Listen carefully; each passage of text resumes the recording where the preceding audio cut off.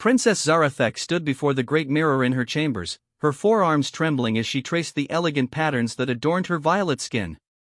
The Kethmori were known throughout the galaxy for their beauty, their grace, and, most importantly, their incredible fertility.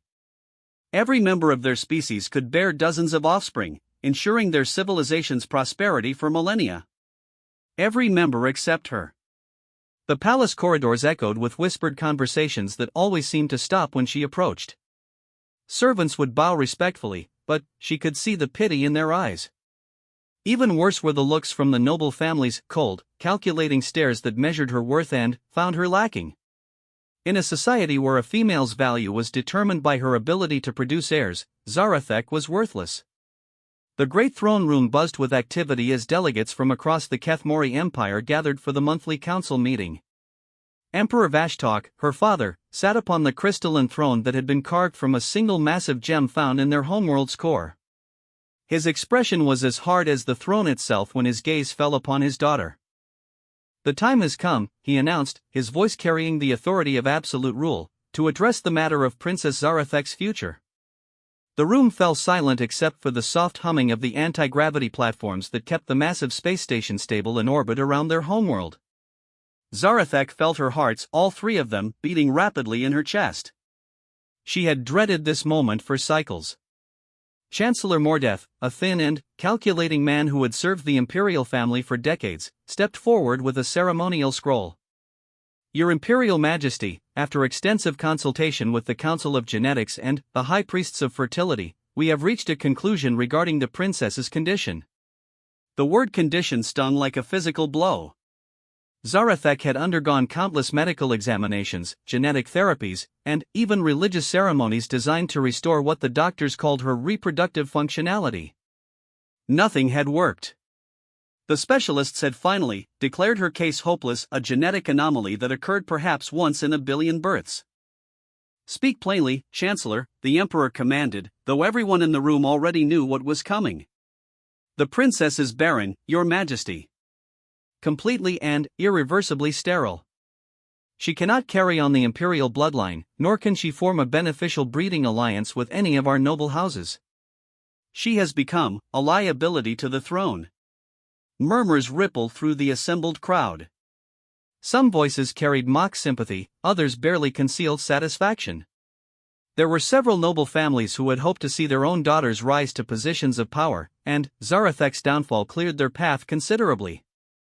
Lord Kethvar, head of one of the most powerful military families, stepped forward with obvious eagerness. "Your Majesty, if I may suggest a solution to this unfortunate situation." The Emperor gestured for him to continue, though his expression suggested he already knew what was coming. "The humans," Lord Kethvar said, the word dripping with disdain, "those primitive mammals from the Outer Rim territories. They have been requesting diplomatic exchanges, cultural learning opportunities, and other such nonsense. Perhaps we could accommodate their requests while simultaneously solving our current problem." The suggestion hit Zarathek like a physical blow. The humans were considered the lowest form of intelligent life in known space. They had only achieved faster-than-light travel within the last century, their technology was crude compared to other spacefaring species, and their society was chaotic and unpredictable. Most galactic civilizations barely acknowledged their existence. "You suggest we give my daughter to the humans?" The Emperor's voice was carefully neutral, but Zarathek could see the wheels turning in his mind. It was an elegant solution: remove the embarrassment of a sterile princess while appearing to extend diplomatic courtesy to a species so far beneath them that the gesture would be seen as magnanimous rather than insulting. "Not permanently, of course," Lord Kethvar quickly clarified, sensing the political currents in the room. "A temporary cultural exchange. Let her spend time among them, learn their primitive ways, perhaps even help civilize them somewhat. It would demonstrate our empire's commitment to uplifting lesser species while removing any immediate pressure regarding succession issues." Chancellor Mordeth nodded approvingly. "It would also give us time to arrange more suitable marriages among the noble houses. Without the complication of an imperial heir who cannot produce offspring, we can focus on strengthening the genetic lines that actually matter." The casual way they discussed her future, as if she weren't standing right there, made Zarathek's skin burn with humiliation and anger. But she had learned long ago that princesses, especially defective ones, were not expected to voice their opinions in matters of state. The humans have specifically requested to study our culture, technology, and social structures, continued Lord Cathvar. Sending the princess would demonstrate our willingness to share knowledge while ensuring that any information they gain is filtered through someone who understands the appropriate limitations of such sharing. In other words, Zarathek thought bitterly, they wanted to send someone expendable. Someone whose potential capture, death, or disappearance wouldn't actually harm the Empire. Emperor Vashtok was quiet for a long moment, considering the proposal. When he finally spoke, his voice carried the finality of an imperial decree. The suggestion has merit. Princess Zarathek will be assigned as a cultural liaison to the human territories. She will spend one full cycle among them, studying their society and representing our empire's interests. Father, Zarathek finally found her voice, though it came out smaller and more vulnerable than she had intended. I request the right to speak. The Emperor's expression hardened. You may speak, but remember your position. Zarathek took a deep breath, drawing upon reserves of dignity she hadn't known she possessed. If this is the will of the Empire, then I will serve as commanded. But I ask that this assignment be recorded as a diplomatic mission, not an exile. I am still a princess of the Kethmori, whatever my limitations may be. A few scattered chuckles echoed through the throne room at her words.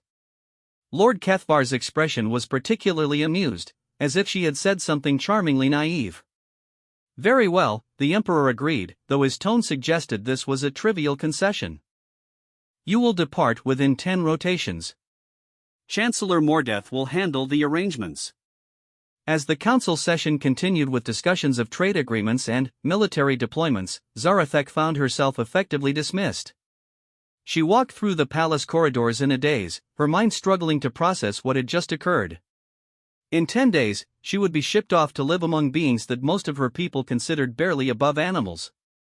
Her personal chambers felt smaller than usual as she began to contemplate what this exile would mean. Her collection of rare crystals from across the Empire, her extensive library of classical literature, her carefully maintained garden of exotic plants, all of it would be left behind.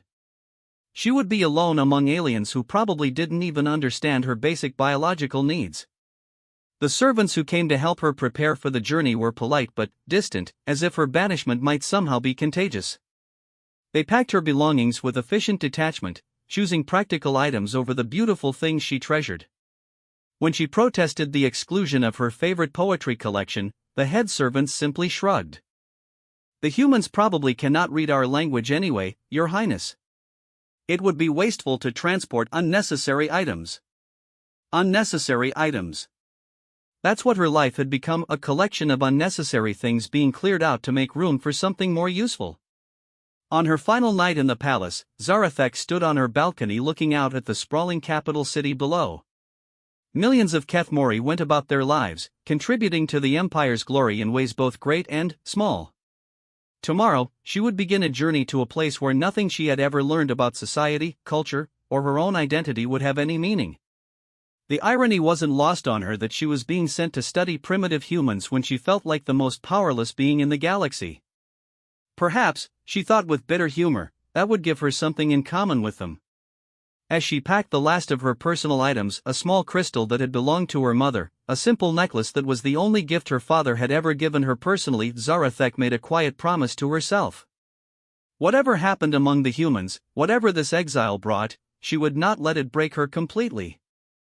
She was still a princess, even if no one else seemed to remember that fact. The transport ship that would carry her to human space was small and utilitarian, nothing like the elegant vessels used for important diplomatic missions. Its captain, a gruff military officer named Kethran, made no effort to hide his displeasure at the assignment. Never thought I'd be running a taxi service to the Outer Rim, he muttered as they reviewed the travel plans. 6 weeks in hyperspace just to deliver one passenger to a species that probably doesn't even have proper docking facilities. I'm sorry to inconvenience you, Captain, Zarathek replied coolly. Perhaps you could request a different assignment. Kethran's expression suggested he had already tried and been refused. Orders are orders, Your Highness. We'll get you there safely, but don't expect luxury accommodations. This is a cargo hauler, not a pleasure cruise." As the ship prepared to depart, Zarathek took one last look at the space station that had been her home. From this distance, it looked like a beautiful jewel floating in space, its crystalline structures catching and reflecting the light of their sun. She wondered if she would ever see it again, or if this truly was goodbye forever. The transition to hyperspace felt different this time, more final somehow. Usually when she traveled, it was for ceremonial visits to other Kethmori colonies or trade negotiations with allied species.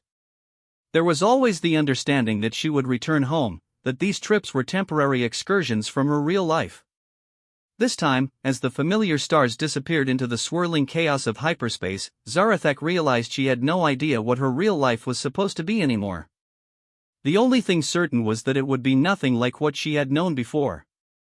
During the long journey, she spent hours studying what little information the Empire had collected about human society.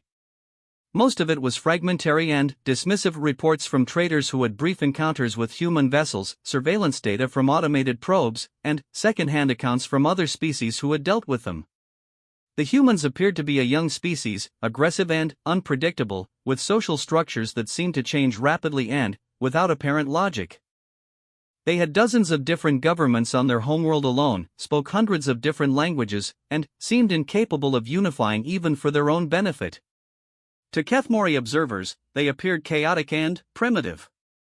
But, as Zarathek read deeper into the reports, she began to notice things that the analysts had dismissed as irrelevant.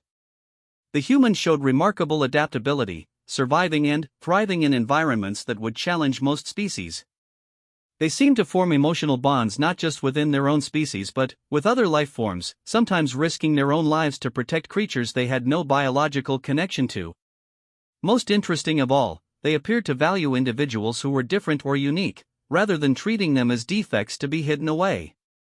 Their stories and entertainment often featured protagonists who were outcasts or misfits who somehow saved the day through their differences rather than despite them. It was probably too much to hope for, but perhaps among a species that valued the unusual, a Barren princess might find something closer to acceptance than she had ever known at home. The human space station orbiting Earth was nothing like what Zarathek had expected. Where Kethmori architecture flowed in elegant curves and impossible spirals, the human structure was blocky and practical, built for function rather than beauty. Metal corridors stretched in straight lines, marked with signs in multiple languages that seemed to change every few sections. Captain Sarah Chen of the United Earth Diplomatic Corps was waiting at the docking bay when Zarathek's transport arrived. She was smaller than most humans Zarathek had seen in the intelligence reports, with dark hair pulled back in a practical style and clothing that seemed designed for comfort rather than display. What struck the princess most was the woman's eyes, warm and curious rather than the calculating assessment she had grown accustomed to. "Your Highness," Captain Chen said, offering what Zarathek recognized as a human greeting gesture and extended hand. "Welcome to Luna Station. I'm Sarah Chen, and I'll be your primary liaison during your stay with us." Zarathek hesitated for a moment before extending one of her forearms to complete the gesture. The human's grip was firm but not aggressive, and there was something surprisingly reassuring about the simple physical contact. "Thank you, Captain Chen. I am Princess Zarathek of the Kethmori Empire. I look forward to learning about your people. Please, just call me Sarah. We're pretty informal here compared to what you're probably used to." Sarah's smile seemed genuine, without the hidden calculations that always lurked behind Kethmori expressions of courtesy. "I hope you don't mind, but we've prepared quarters for you on Earth itself rather than keeping you here on the station. We thought you might prefer to experience human society directly rather than our sanitized diplomatic facilities." The casual way Sarah spoke about altering diplomatic protocol would have caused a scandal in the Kethmori court. Zarathek found herself oddly charmed by it. During the shuttle ride down to Earth's surface, Zarathek pressed her face to the viewport to watch the planet grow larger below them. The world was a stunning mixture of blue oceans, green continents, and swirling white clouds that seemed to shift and dance across the surface. It was beautiful in a way completely different from her own homeworld's crystalline perfection. This was wild, chaotic, alive. "First time seeing a natural planet?" Sarah asked, noticing her fascination. We don't often visit worlds that haven't been terraformed to our specifications, Zarathek admitted. This is quite overwhelming. Wait until you see it from the ground level. Earth has a way of surprising people.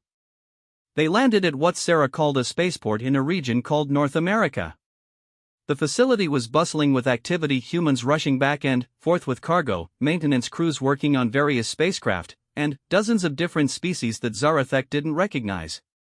The noise and chaos should have been disturbing, but instead she found it oddly energizing. Earth serves as a kind of neutral meeting ground for a lot of species, Sarah explained as they walked through the crowds. We may be newcomers to the galactic community, but apparently our tendency to get along with everybody makes us useful mediators. As they traveled to what would be Zarathek's temporary home, she was amazed by the diversity of landscapes passing by outside their vehicle.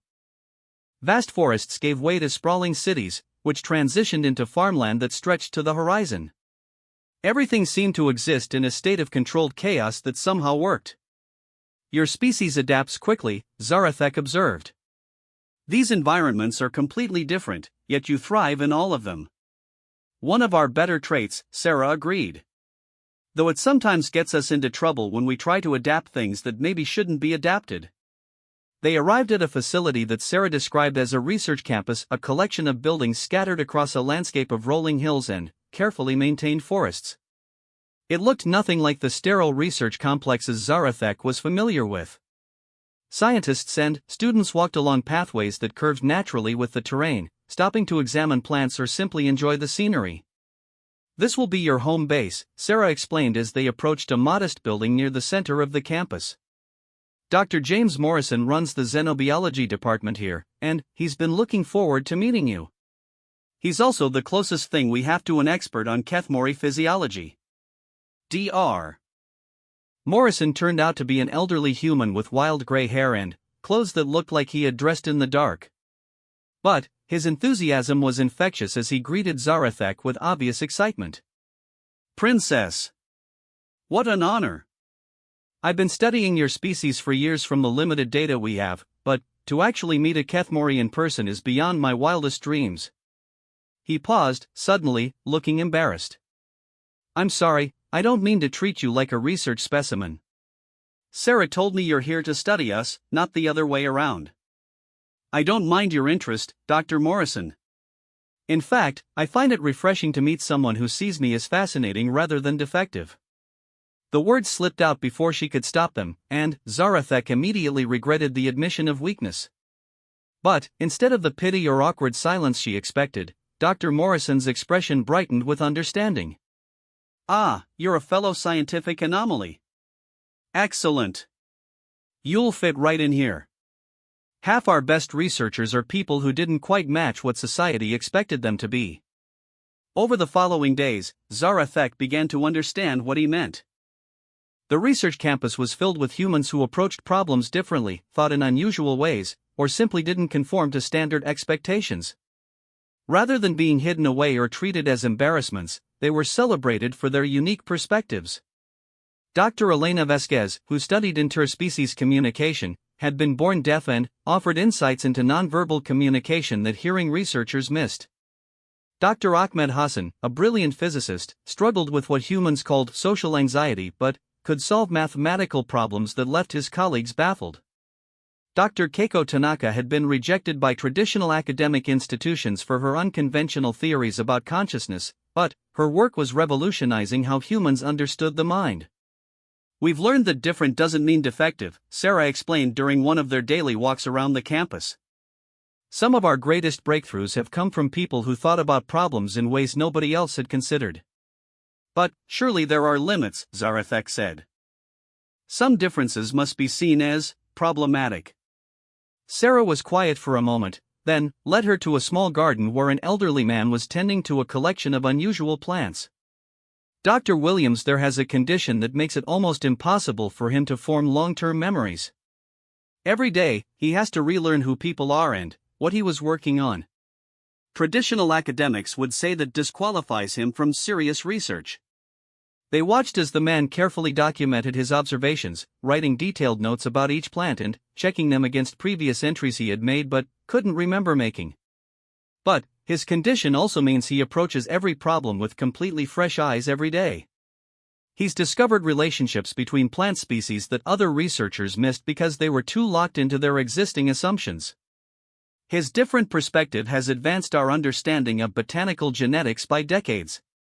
The story left Zarathek feeling unsettled in ways she couldn't quite articulate. In Kethmori society, Dr. Williams would have been quietly institutionalized and forgotten.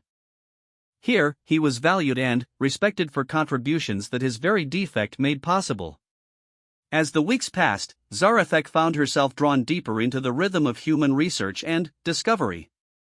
She attended lectures on subjects ranging from human history to theoretical physics, participated in discussions about ethics and philosophy, and slowly began to understand how humans approached problems so differently from her own people. Where Kethmori science was rigid and hierarchical, with established authorities determining what research was worthwhile, human science seemed to thrive on chaos and disagreement. Researchers challenged each other constantly, proposed wild theories that had little initial evidence, and somehow made breakthrough discoveries through what seemed like organized chaos. "We call it the scientific method," Dr. Morrison explained during one of their conversations, "but really it's more like organized skepticism. We assume everything we think we know is probably wrong, and we keep testing our ideas until we find better ones." "That sounds exhausting," Zarathek admitted. "How do you make progress when nothing is ever considered truly settled?" "That's exactly how we make progress. When we stop questioning our assumptions, we stop learning." The concept was revolutionary to someone raised in a culture where ancient knowledge was considered sacred and questioning established wisdom was seen as arrogance or stupidity. But it was during a research expedition to study Earth's oceans that Zarathek truly began to understand how different human thinking could be. The team she joined was investigating unusual life forms discovered near underwater volcanic vents, creatures that thrived in conditions that should have been impossible to survive. "Life finds a way," Dr. Vasquez said as they watched footage of bizarre creatures moving around the scalding, toxic environment. "Every time we think we understand the limits of what's possible, nature shows us we were thinking too small." "But these organisms are clearly aberrations," Zarathek protested. "They can't possibly be as successful as life forms that develop under normal conditions." Dr. Hassan pulled up comparative data on his tablet. "Actually, these aberrations have been thriving for millions of years. They've developed biochemistry that's completely different from what we consider normal life, but it works perfectly for their environment. In some ways, they're more adapted and successful than the species we consider typical." As Zarathek studied the data, she began to see the parallels Dr. Hassan was drawing. These creatures had been written off as genetic mistakes by early researchers, but deeper investigation revealed complex, sophisticated adaptations that allowed them to flourish where normal life would die instantly. "Difference isn't deficiency," Dr. Morrison said quietly, watching her process the information. "It's often the source of entirely new possibilities." That night, alone in her quarters, Zarathek found herself thinking about the deep-sea creatures and their impossible success. For the first time in her life, she began to wonder if her inability to reproduce might not be a failing at all, but rather an adaptation to something her people hadn't yet understood. The thought was terrifying and exhilarating in equal measure. What if her difference wasn't a flaw to be hidden, but a variation to be explored? What if the very thing that made her worthless in Kethmori society might have value that no one had bothered to look for? She spent hours that night researching human approaches to genetics and reproduction, diving deep into scientific papers that discussed everything from population dynamics to evolutionary advantages of reproductive diversity. The complexity of the subject was staggering, but what struck her most was how humans seemed to approach the topic without the rigid assumptions that governed Kethmori thinking. For the first time since childhood, Zarathek began to dream about possibilities rather than limitations. And, for the first time ever, those dreams didn't seem completely impossible. 6 months into her stay on Earth, Zarathek made a discovery that would change everything. She had been working with Dr. Morrison's team to analyze Kethmori genetic samples she had brought from home, hoping to help the humans understand her species better. What they found was completely unexpected. "I've never seen anything like this, Dr. Morrison said, staring at the data streaming across his computer screen. Your genetic structure is incredibly complex, far more sophisticated than we initially realized. Zarathek leaned over his shoulder to examine the readouts. The symbols and numbers meant little to her, but Dr. Morrison's excitement was impossible to miss. "What are you seeing?" she asked. "Your DNA doesn't just code for physical traits like ours does. There are sequences here that seem to interface with quantum fields, electromagnetic patterns, even what looks like dimensional resonance frequencies. It's like your genetic code is designed to interact with the universe itself on a fundamental level." Dr. Hassan joined them at the workstation, his expression growing more amazed as he reviewed the data. "Princess, has anyone in your species ever studied what we call quantum consciousness? The idea that awareness might extend beyond just the physical brain? I don't understand what you mean by that. Look at this." Dr. Hassan pulled up another screen showing complex wave patterns. "These genetic sequences in your DNA seem designed to create quantum entanglement with external energy fields. If I'm reading this correctly, members of your species might be capable of consciousness-based interaction with spacetime itself." The implications were staggering, but what caught Zarathek's attention was something else entirely. "You said these sequences are in my DNA? But I'm defective. My genetics are flawed." "That's exactly what's so remarkable," Dr. Morrison said, his voice filled with wonder. "You have all the same quantum interactive sequences as a fertile Kethmori, plus dozens of additional genetic structures that we've never seen before. Your DNA isn't simpler than your people's, it's vastly more complex." Dr. Vasquez had been quietly reviewing the genetic analysis while the others talked. Now she looked up with a puzzled expression. "Princess, you said your people consider you barren because you can't reproduce normally. But, according to this data, you're not infertile at all. Your reproductive system is just different." "What do you mean?" "Your genetic code includes instructions for what looks like parthenogenesis, reproduction without a partner. But not random parthenogenesis like some Earth species use. This is controlled, conscious genetic reconstruction. If these readings are accurate, you could theoretically create offspring that incorporate beneficial traits from any genetic material you've been exposed to." Zarathek felt dizzy. "That's impossible. I've been examined by the best medical experts in the Empire. They all agreed that I'm completely sterile." "They were looking for standard Kethmori reproductive capability," Dr. Hassan said gently. "What you have is something entirely new. Your reproductive system seems designed to create enhanced offspring by incorporating improvements from multiple genetic sources. It's not sterility, it's evolution." The room fell silent as the implications of this discovery sank in. Zarathek wasn't defective, she was the next step in Kethmori development. Her ability to remain conscious and analytical while her body incorporated genetic information from other species could create offspring with capabilities far beyond anything her people had ever imagined.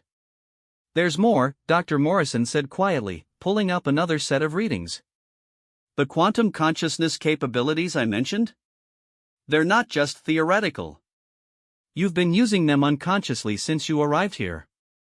Every time you've learned something new about human culture or science, you've been quantum entangling with our information networks." "I don't understand." "You've been absorbing and processing information at the quantum level, integrating human knowledge and perspectives directly into your consciousness. That's why you've adapted to our ways of thinking so quickly. And if I'm right about how your reproductive genetics work, any offspring you create would have access to all of that accumulated knowledge and perspective." Dr. Vasquez was already running calculations on her tablet. If Princess Zarathek were to reproduce now, after months of exposure to human genetic patterns and cultural information, her offspring would potentially have Kethmori physical capabilities, human adaptability and creativity, plus quantum consciousness abilities that neither species possesses individually. The weight of this discovery was overwhelming. Zarathek had spent her entire life believing she was a genetic failure, only to learn that she represented the potential future of her species. But the irony wasn't lost on her. She had only discovered her true nature by being cast out and sent to live among beings her people considered primitive. "We need to verify this," she said finally. "If you're correct, this changes everything. But we need proof." Over the following weeks, the research team worked around the clock to confirm their findings. They brought in experts from across Earth and even contacted researchers from other species who had experience with quantum genetics. Every test confirmed what they had initially discovered: Zarathek wasn't sterile, she was evolutionary. But proving the theory and implementing it were two different things. The process of conscious parthenogenesis required quantum meditation techniques that no Kethmori had ever developed, since none of them had known such abilities were possible. It's like having a muscle you've never used, Dr. Morrison explained. The genetic capability is there, but you need to learn how to access it consciously. Working with Dr. Tanaka, who had been studying consciousness and meditation for decades, Zarathek began learning to access the quantum aspects of her mind. It was incredibly difficult at first, like trying to see with an eye she didn't know she had. But, gradually, she began to sense the quantum fields that surrounded all living things. She could feel the electromagnetic patterns of the humans around her, sensed the genetic information flowing through every living creature on Earth, and, most remarkably, perceived the vast network of consciousness that connected all thinking beings. "This is extraordinary," Dr. Tanaka said during one of their sessions. "You're not just accessing quantum consciousness, you're expanding it. Every time you learn something new, you're adding to the collective knowledge available through quantum entanglement." The implications extended far beyond just reproduction. If Zarathek could access quantum consciousness, she could potentially communicate instantaneously across any distance, share knowledge directly between minds, and even influence physical reality through focused quantum manipulation. "Your people sent you away because they thought you were broken," Dr. Hassan observed. "But they actually sent away someone who could revolutionize their entire civilization." As Zarathek's abilities developed, she began to understand why her genetics had evolved this way. The Kethmori Empire was ancient and stable, but it was also stagnant. Their rigid social structure and emphasis on genetic purity had led to millennia of unchanged development. Her quantum consciousness capabilities had evolved as a response to this stagnation, a way for her species to incorporate new genetic information and cultural perspectives from other civilizations. "I'm meant to be a bridge," she realized during one of their research sessions. "My role isn't to produce more standard Kethmori offspring. It's to create the next generation by combining the best traits from multiple species. And, now that you've spent months among humans, learning our ways of thinking and problem-solving, any children you create would have access to all of that knowledge and perspective," Dr. Vasquez added. "They wouldn't just be Kethmori or human, they'd be something new entirely." The decision to attempt conscious reproduction was not one Zarathek made lightly.